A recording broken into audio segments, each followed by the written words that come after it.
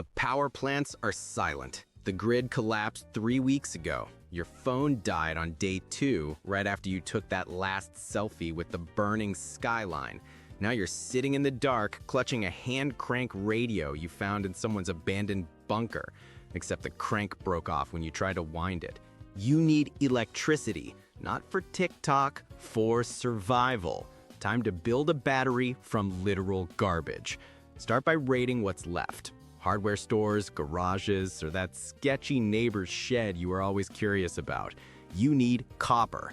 Pennies work if they're pre-1982, otherwise grab copper wire from dead appliances, stripped electrical cables, or that decorative pipe someone thought looked industrial chic.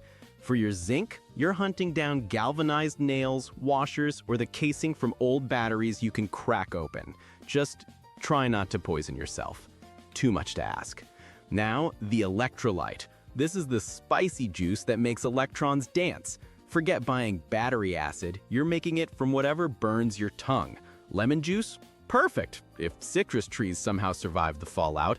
Vinegar? Even better. It's probably fermenting naturally in every abandoned restaurant kitchen right now. Salt water works too. 1 part table salt, 10 parts questionable water. Or get creative. Soda, pickle brine, even your own piss if you're hydrated enough. The rule is simple. If it stings a cut, it'll move electrons. So here we go. Method 1, the coin cell stack. Layer your copper pennies in zinc washers like the world's saddest, most desperate sandwich. Soak some cardboard or cloth scraps in your electrolyte and stick a piece between each metal layer. Stack it 10 high, wrap the whole thing in wire or duct tape, and you've got about 5 volts.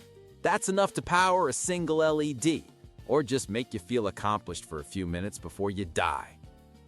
Method 2 is the jar battery. Find any non-conductive container, a plastic bottle, a glass jar, a ceramic mug from that coffee shop that thought it would survive the apocalypse. Stick a copper strip on one side, a zinc strip on the other. Pour in your electric soup. Now connect wires to each piece of metal. Boom! You get about 0.7 to 1 volt per jar. You wire 6 of these jars together in series, you've got enough juice to power that broken radio. Here's the science, quick and dirty. Zinc wants to lose electrons, copper wants to steal them. The electrolyte you made is just a highway that lets them meet. But by forcing the electrons to travel through your wire instead of directly through the liquid, you create a current. It's basically controlled corrosion. The zinc dissolves slowly, the copper gets plated with crud, and you get power, right up until one of the metals disappears completely. The radio crackles, first static, then voices. They're broadcasting from 30 miles north. They say there's a settlement, water, medicine, hope. Or it's a trap.